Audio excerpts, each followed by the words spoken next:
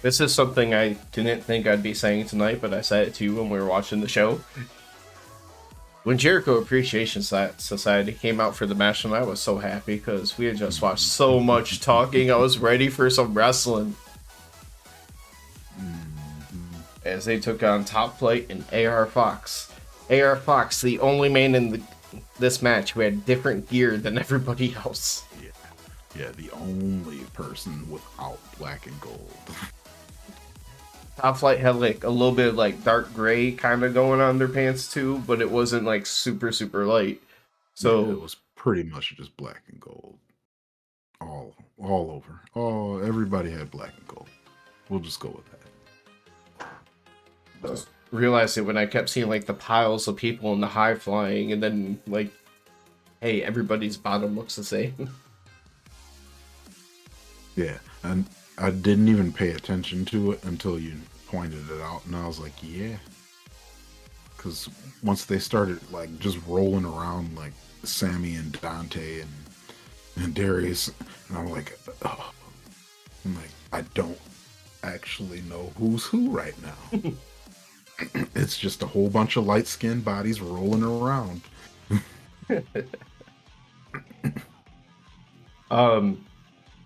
Yeah, because it's a Top Flight match and it's a trios match. It's definitely one of those situations where yeah, good luck with any kind of notes besides like the ending of the match. Right. I know you got to see AR Fox do a certain move that you love with that springboard. Yeah. Yeah, I love his his springboard, like, I don't know what you call that, like his cannonball thing. I remember they called it, and I had it in an old note, but I'm not sure if I still have it. It was like an imploser. Something. No, no. But I don't know, I love that thing so much. I'm looking for it. I'm looking for it. I think it's in here. Nope, it might have been an older show. You know, the other thing that I liked in this was the enhancement of the JAS photo shoot pose. Because normally it's just, Jericho and Sammy, but Daniel Garcia joins in, and then you see Hager, Cool Hand, and Daddy Magic hop up in the back On the apron ready for the behind him. pose too. I loved it. It like I feel like we might have seen them try to do 3 before. Maybe. I think so, but yeah, it hasn't been pulled off this well before, I feel like. Or with everyone. Yeah, they're giving me Mad Gen Force vibes, and I love it. But say hello to the JAS. So at one point, Darius is actually whooping Jericho's ass. And everything looks like he's about to hit that finishing shot, whatever that move is going to be for him. But Jericho leans over, grabs Aubrey as a distraction, and Hager smacks him on the bat with the bat. Judas effect. Win for Jericho. Yeah, like, what do you do when it's 6-on-3, man? It really is 6. But AR Fox makes you say, what the fuck, every time you see him. And I love it. I want to see AR Fox versus Sammy Guevara. I think that would be a bomb-ass singles match. Alright, so if AEW wasn't already so inflated with titles, it would be nice to actually see something like a lightweight or a cruiserweight type of title for that company, where some of these amazing guys that are smaller could really thrive. And you're not even talking about guys who aren't over. Look at guys like Phoenix. Yeah, like we just... Heck. Because I'd be so down to see just some flippy matches. I love lucha style wrestling. Orange Cassidy could still slide in there. Yeah, like I would love a division like that. Because we've I think we've both talked about it. Our favorite part of WCW was the cruiserweight division. Mm-hmm.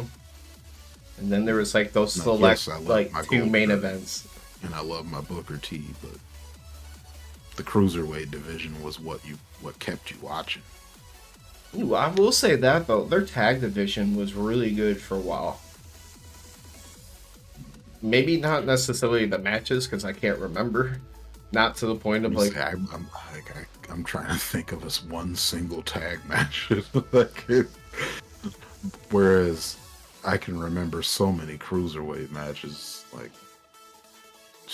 one of the million Dean Malenko and Rey Mysterio, or Dean Malenko, Chris Jericho, Rey Mysterio, Chris Jericho, any one of Eddie Guerrero, any one of those guys. Hoovy. Juventud, yeah.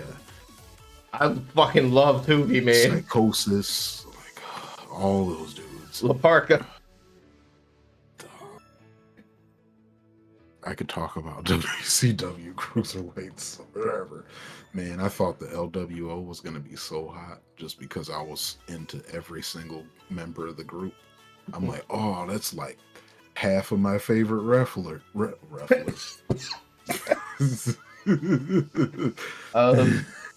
Like that's what, like all my favorite wrestlers minus Goldberg and Chris Jericho, which back to the match after, Cool Hand grabs the mic and he says that was the greatest trios win ever. Basically, Daddy Magic says they're the number one contenders, and then Jericho gets on the mic and calls out the House of Black. Hey man, House of Black, they want some. Jericho did say they have the greatest entrance though when he said it. He did, yeah. Get out here with the cut the lights with that great entrance and get down here. The lights go out. They did. It wasn't House of Black. It was carry on my wayward son. There'll be peace when you are done.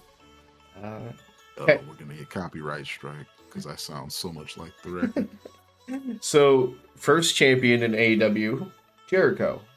Second champion in AEW, Mox. Crap, never mind. That my point just got messed up. But anyway, Jericho and Kenny have a past. Okay. When Jericho left WWE, went to Japan, it was for Kenny Omega. They have a past. He says they've stayed out of each other's business for a while now, but now that they're talking about the trios belts, they're in their business. Because the Elite aren't done. They said that they should be number 4. Well, Don Callis says that they're number 1 contenders. Yeah. Still,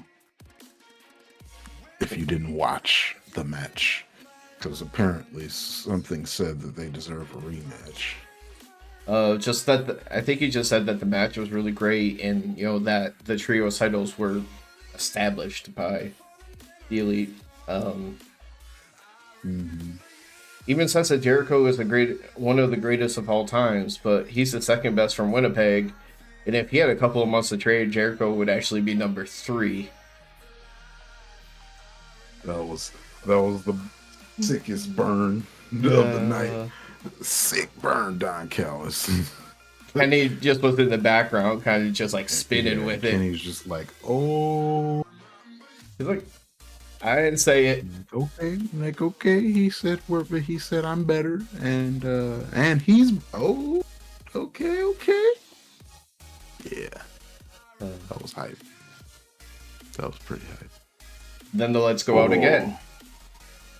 I forgot to mention something very important to this whole segment. Sammy Guevara said that the JAS is also the sexiest group out there. I know where you're going with this. And Hager said that he loves his sexy hat. Yeah. Very important. Had to get that in there. On the 1-year JAS anniversary. Yep. Oh yeah, I forgot to make a note that they made a big deal about that. Let's Go Out again, and the House of Black is on the screen. Malachi says they both deserve to be humiliated in their hometown because next week they're in Winnipeg. If you want these, let's go out. We come back.